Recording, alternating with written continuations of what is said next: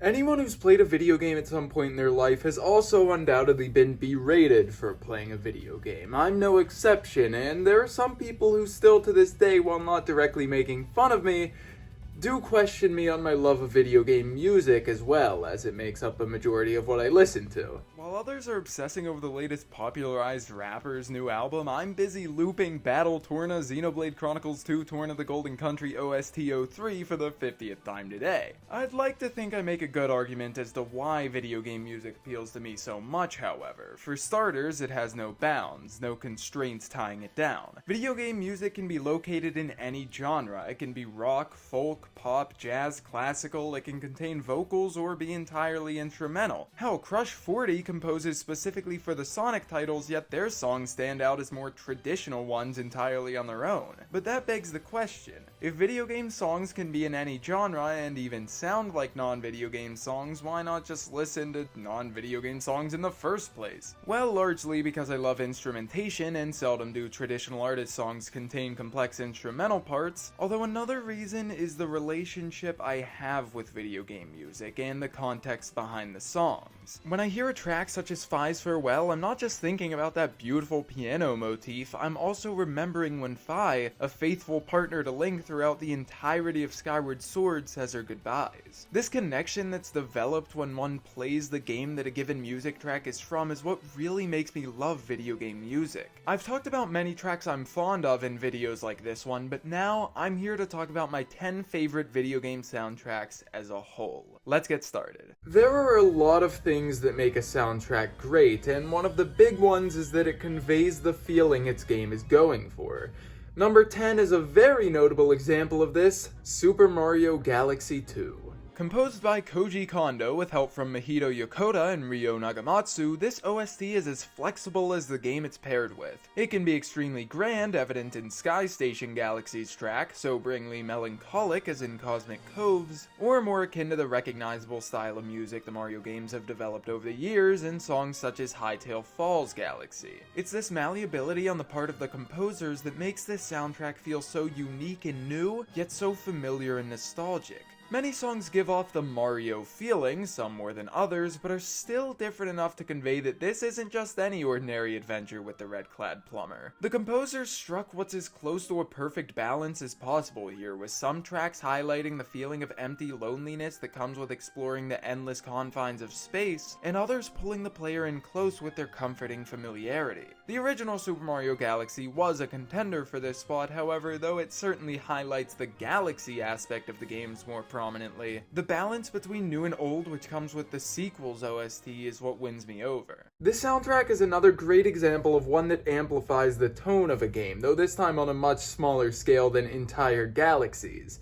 Composed by Gareth Coker, at number 9 is the OST for Ori and the Blind Forest. This OST has some of the most atmospherically fitting music I've ever heard in a game, which is largely thanks to the development team allowing Coker to compose the soundtrack in whatever manner he deemed suitable. He largely composed tracks based on the visuals of the areas, choosing instruments which fit said visuals. This resulted in the use of airy flutes and liberating strings for tracks such as Riding the Wind, which is played during the scaling of the Wind-Punished Sorrow Path, and the utilization of deep resonating percussive instruments for the Damp Dark Moon Grotto. Coker also worked with programmers in order to make sure that the pacing of the music tied in well with the gameplay, and made it a priority to perfect when certain tracks would overtake others during transitional areas. This awareness on Coker's part allowed him to create a soundtrack that feels so real and so passionate. The orchestration is beautifully done and adds so much to the game's already stunning atmosphere. This game's soundtrack is able to convey the grand wonder of getting lost in a mystical, bigger-than-life forest, but also the disheartening confusion in being unable to find the way back home.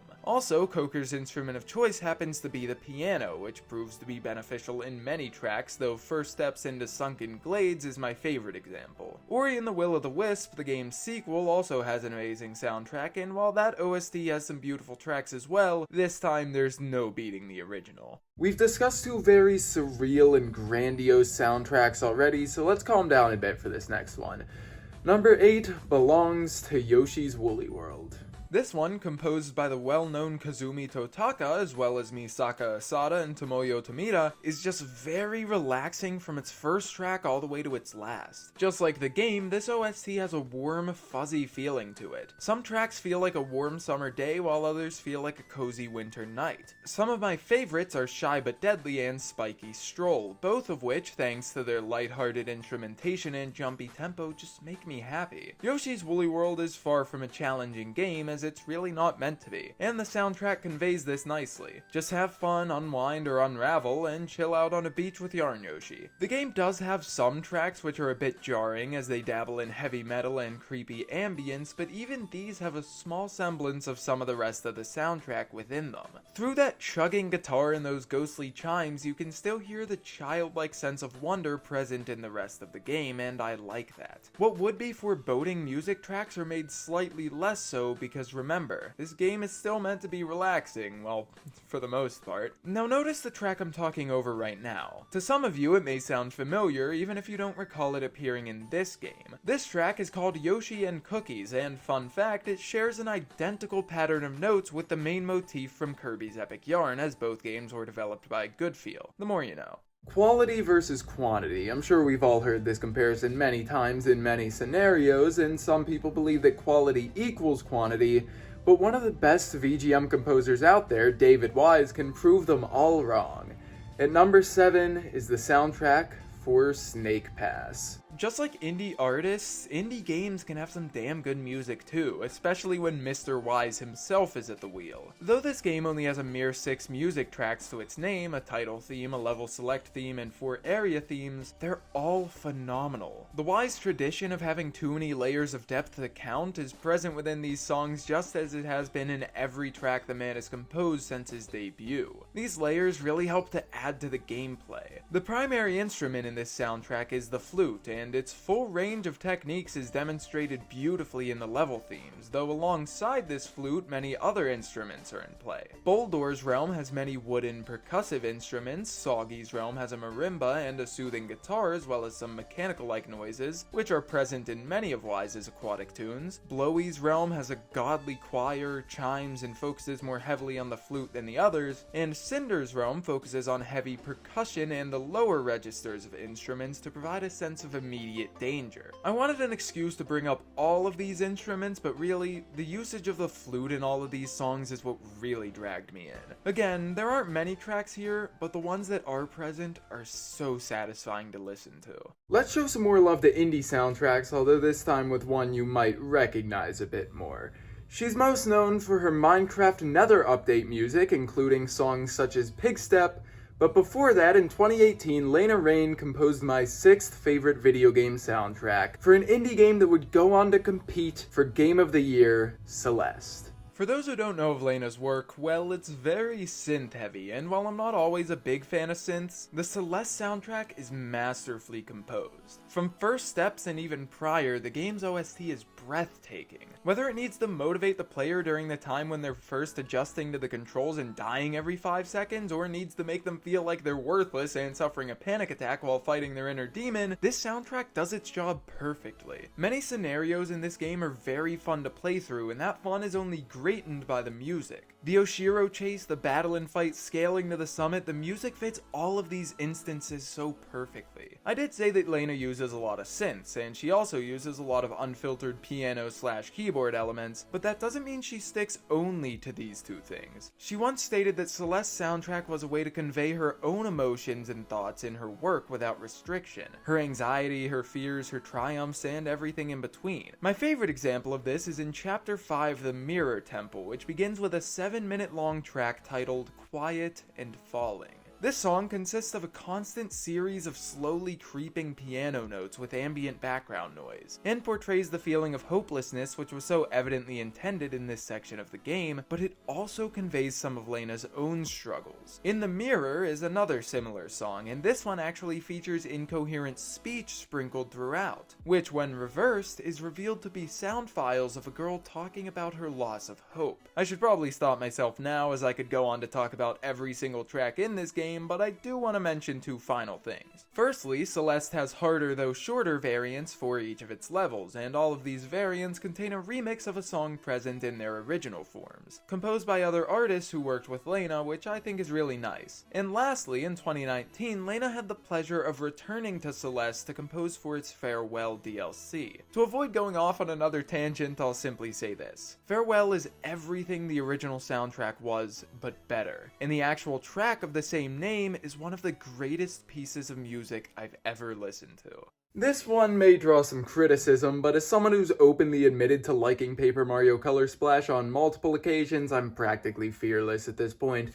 Number 5 is the original soundtrack for The Legend of Zelda: Breath of the Wild. The majority of people who played this game can agree that it's one of the best Nintendo has ever produced. However, its OST, composed by Manaka Kataoka, Yasuaki Iwata, and Hajime Wakai, is still disputed frequently amongst fans, with most of the arguments against it stating that many of the tracks aren't as memorable as those in previous games of the series, and that the abundance of songs that are comprised of little more than some ambient piano chords just don't do it for them. I can agree with this to an extent. Sure, Breath of the Wild doesn't have an overworld theme as adventurous as Full Steam Ahead or the many arrangements of Hyrule Field, but I'm part of the group that argues that it doesn't need to. Would I rather listen to Gerudo Desert than, Waterfront? Absolutely, but again, much of what makes a soundtrack for me is when it's put into context. Before I even go any further, this game has Sidon's theme, Dark Beast Ganon battle, Molduga battle. It's far from short on memorable tracks. And regardless, after making it a routine to listen to some of the game's more ambient tracks before bed at night, I've come to appreciate them so much more. For a bunch of compositions that can hardly be labeled as songs, they carry a surprising amount of weight. When I listen to them, not only do I reminisce on exploring this game's massive world for the first time, but I also just soak it all in. The somber chords can portray loneliness, comfort, sadness, confusion, anything honestly. The nostalgic Rito village serving as a callback to the Dragon Roost Island of 20 years prior is obviously an amazing song, but so too is Great Plateau despite its far less melodic nature. I once again found myself debating between two similar games for this position as well, this time the other contender being Hyrule Warriors Age of Calamity. But then I remembered that even if it isn't present within the game itself, Breath of the Wild did bring us the Nintendo Switch Presentation 2017 trailer BGM. I'm still upset they never gave that song an official title. I don't even know where I'm gonna start with this one. At number 4, while not my favorite soundtrack, is certainly the most unique on this list, belonging to Splatoon 2. The Splatoon series, with its trio of composers consisting of Toru Minegishi, Shiho Fuji, and Ryo Nagamatsu, has never missed with its music. The original had so many amazing tracks, the sequel had even more, and judging by its trailer, Splatoon 3 is bound to follow in its predecessor's footsteps. Now, what actually makes this music so great is a mix of many things, though the main aspect is something present within more than just the game's soundtrack.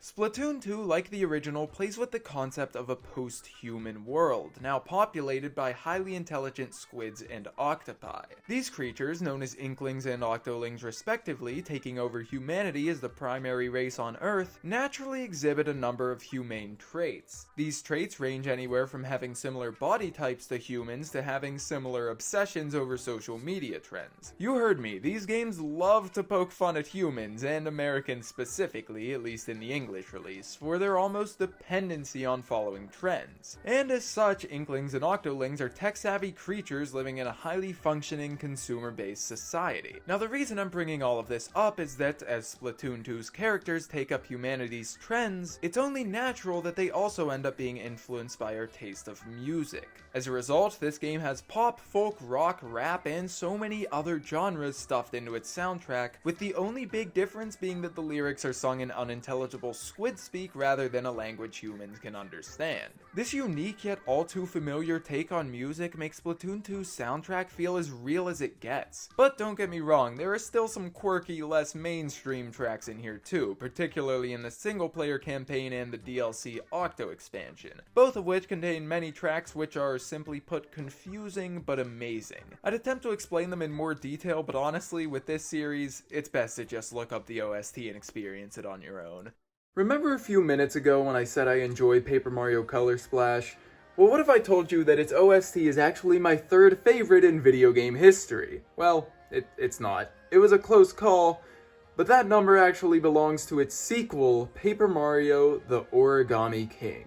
The Paper Mario games, regardless of who loves or hates them, undoubtedly have some very amazing and versatile soundtracks, and that statement includes Sticker Star. The latest two installments in the series, Color Splash and Origami King, despite sparking many conflicts, have taken it upon themselves to improve upon perfection and make Paper Mario's repertoire of music even more impressive. Both of these games have astoundingly diverse and wonderful OSTs, and though I may be biased thanks to VGM Together's impressive 30-minute long Origami King medley, I have to say that the latter soundtrack is just a bit more enjoyable to me. Composed by a quartet comprised of Sho Murakami, Yoshiaki Kimura, Hiroki Morishita, and Fumihiro Isobe, Origami King's OST, as stated, has a very diverse collection of songs. The game is essentially separated into 5 or 6 different regions, and each of these regions has an overlying musical style. Though with how absurdly nonsensical this title can be at times, these styles aren't always followed, hence how we get tracks such as Sniff City Royal Hotel Pool. Regardless, this approach taken allows the composers to experiment with many different styles and unique instruments. The sitar is used in numerous desert tracks, the eru in the Asian-inspired Autumn Mountain, and I particularly am a fan of how many tracks implement vocals in this game.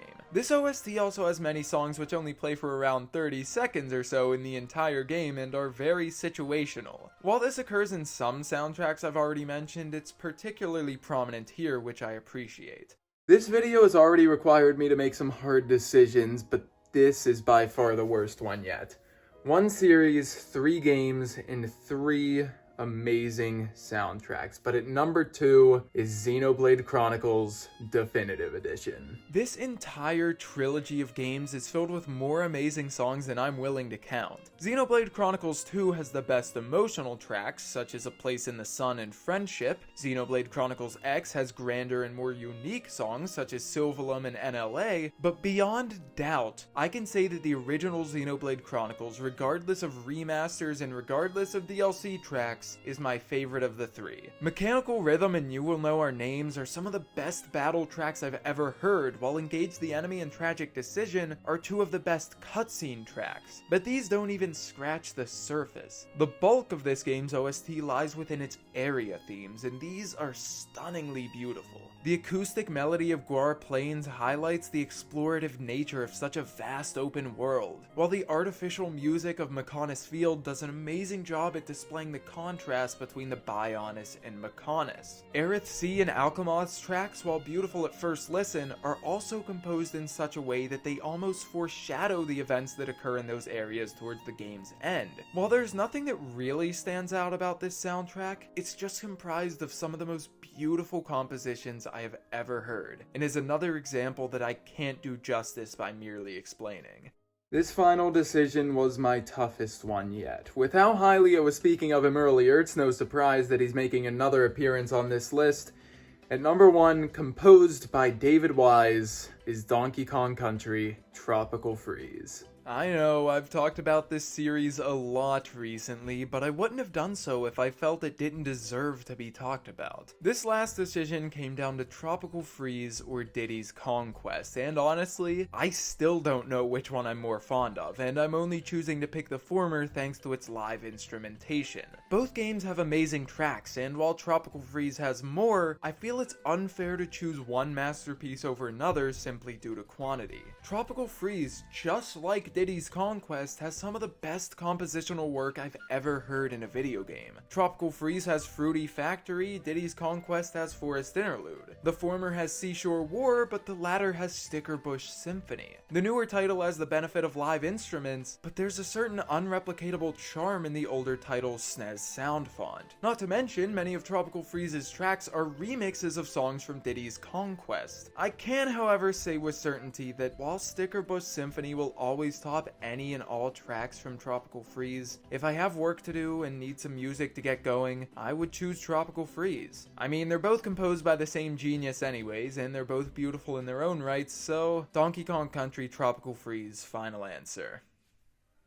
I specifically base the topics of my videos on stuff I love so they don't feel like a burden to produce and that I actually continue to like making them, but having to choose between a lot of my favorite video game OSTs was actually really tough. If you love video game music like I do, you may understand where I'm coming from, but if not, and you think I'm overreacting about a 30-year-old piece of music composed to play while two monkeys fire themselves out of a cannon over and over, well, to each their own. To me, video game music is a very important aspect of my life. It got me to enjoy and appreciate music when no traditional artist ever could, partially thanks to both its wide range of genres and nostalgic appeal. These factors, combined with the emotions that most of these tracks are gifted thanks to the context of their respective games, are enough for me to confidently state that, as video game music constantly expands to new genres and styles over the years, I will always be an avid supporter of it and how creative some of these soundtracks can get. Thank you all so much for watching.